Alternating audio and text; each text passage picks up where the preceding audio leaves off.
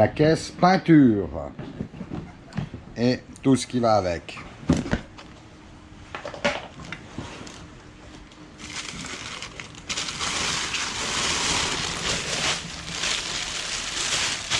Contenant une grande réserve de papier de verre de toute taille, une cale à poncer,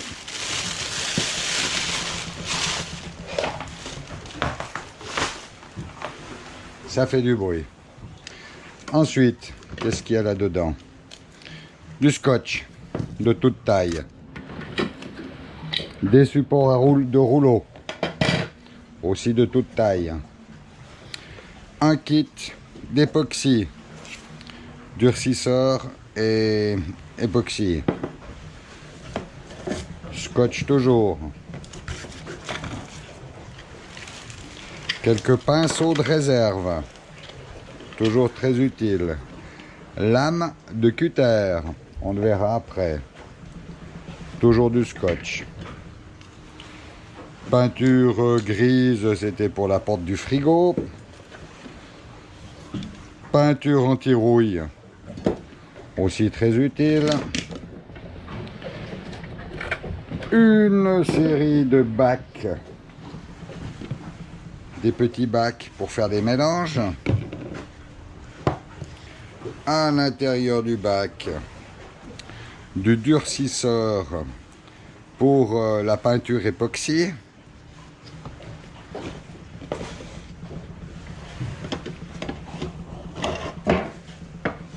ensuite de la peinture marine encore avec son durcisseur,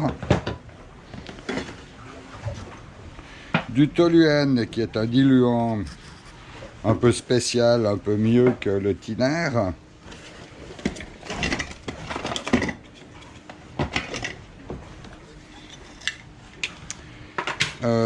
pinceau toujours, ça c'est ma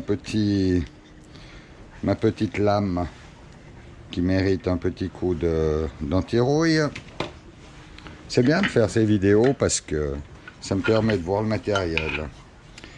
Alors ça c'est du durcisseur et de la peinture grise pour le sol antidérapant.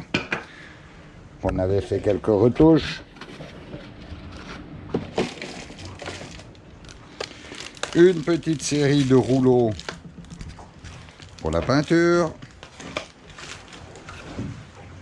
Encore des spatules, papier de verre. Ah, ça c'est du thinner basique, normal. Mastic.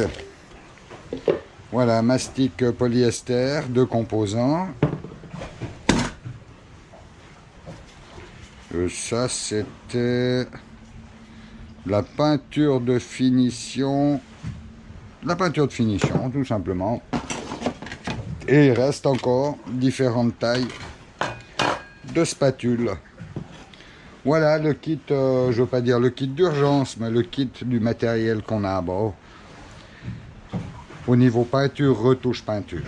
On verra après toute la partie époxy et autres, qui sera la suite de tout ça.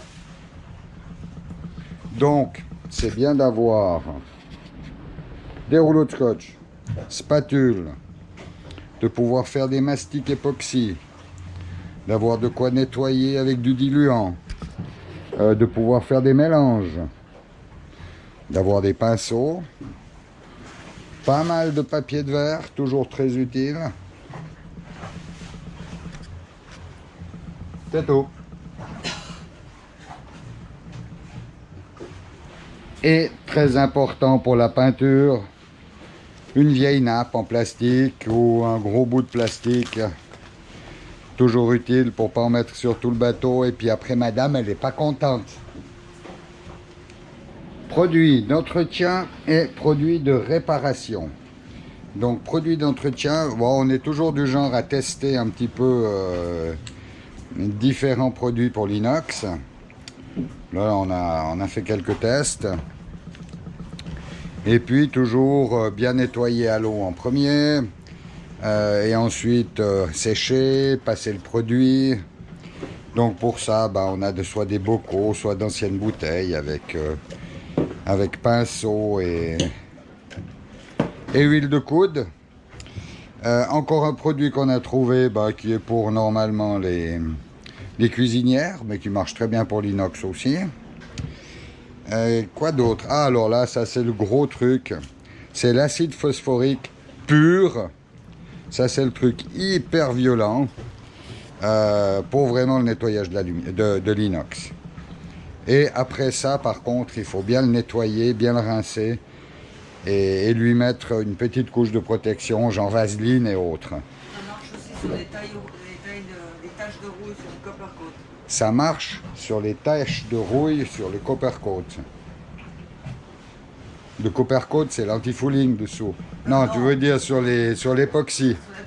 Ça marche sur les tailles de rouille sur l'époxy. Sur le bateau. Du bateau, voilà. Ensuite, au niveau réparation.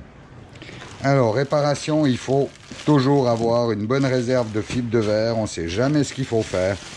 Ne serait-ce que pour en couper des petits morceaux, etc. Bien entendu, de l'époxy avec son durcisseur. Époxy durcisseur. Et puis, un truc super bien, c'est le micro-ballon. Le micro-ballon, c'est des billes de verre microscopiques. C'est une poudre qui sert à compenser le volume de résine que l'on fabrique. Donc vous fabriquez de la résine et puis il y a un gros trou à boucher. Plutôt que de faire beaucoup de résine, vous faites un peu de résine et vous balancez une grosse dose de micro-ballon jusqu'à obtenir une pâte relativement épaisse. Vous bouchez votre trou et c'est très léger. Voilà, ça pèse absolument rien du tout, puis il y a un volume phénoménal là-dedans. Donc, des micro-ballons, micro-billes, résine époxy, tissu, et puis le thinner. Ça, on en a toujours besoin, un gros bidon de thinner. Évitez des containers en ferraille. Préférez des bidons en plastique qui, eux, ne rouilleront pas. Contrairement à ceux en ferraille qui rouillent à une vitesse phénoménale. Donc on achète le thinner en bidon de 5 litres dans les bidons en fer et on transvase dans un bidon en plastique qui lui peut rester sur le bateau.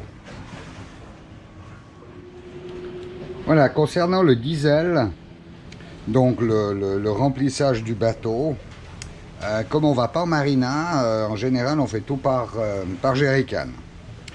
Donc, qu'est-ce que j'utilise en général? Un super filtre qui s'appelle Funnel, ça se trouve un peu partout, ça enlève l'eau, ça enlève pas mal de résidus au moment où on fait le plein. J'ai une pompe pour passer du jerrycan directement dans le réservoir.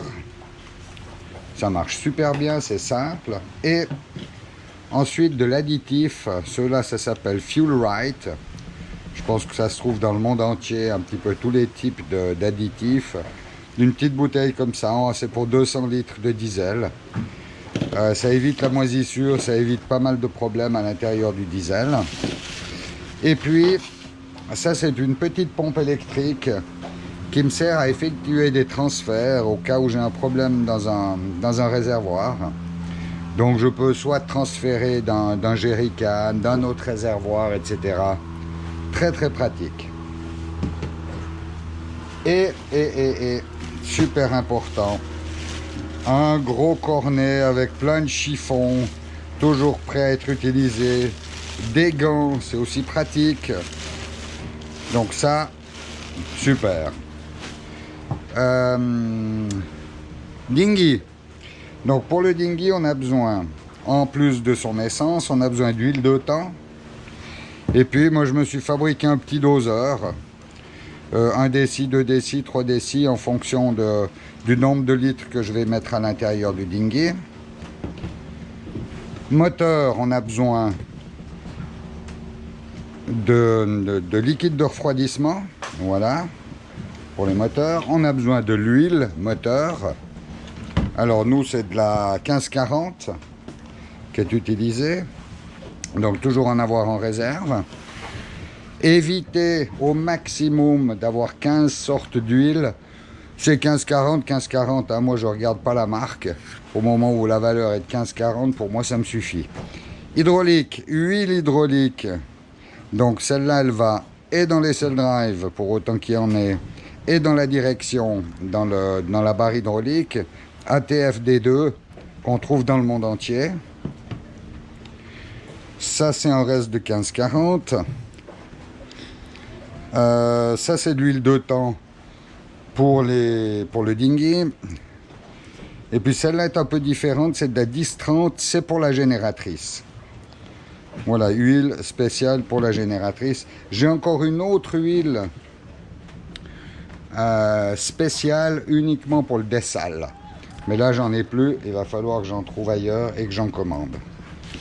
Voilà. Au niveau des huiles, tout est là. Au niveau des moteurs, tout est OK. Pour la peinture, il faut aussi, et pour les différentes réparations, hein, c'est bien d'avoir une ponceuse excentrique avec bien entendu les papiers de différentes tailles qui vont avec. Très très pratique. On passe dans les pièces de rechange du bateau maintenant. Et puis je vais essayer de le faire thématique. Donc ici c'est tout ce qui concerne l'échappement. Échappement des deux moteurs. Donc le chantier avait fait un magnifique travail. Ah, il avait fait des superbes coudes en inox. Et puis manchonné avec du tuyau d'échappement et autres.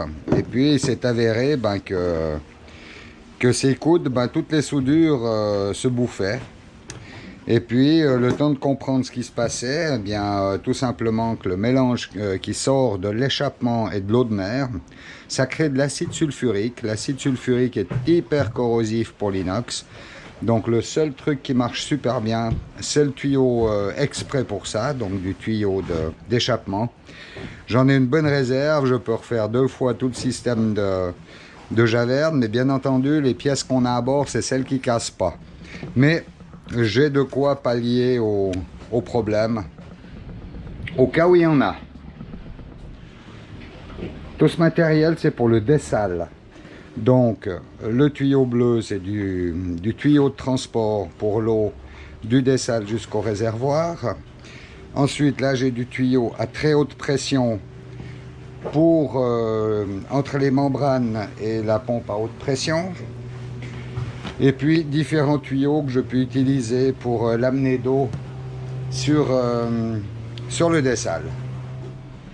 Voilà, au niveau du matériel sanitaire, maintenant. J'ai des pompes de cale, j'ai des pompes à eau, j'ai des pressostats, un pressostat pour une pompe à eau, des contacteurs de niveau et une pompe pour les WC électriques, un macérateur pour WC électrique. Voilà, toutes des pièces qui fonctionnent, qui ont été révisées, qui sont prêtes à être réinstallées, pas mal de pièces neuves. Mais c'est toujours très utile d'en avoir à bord.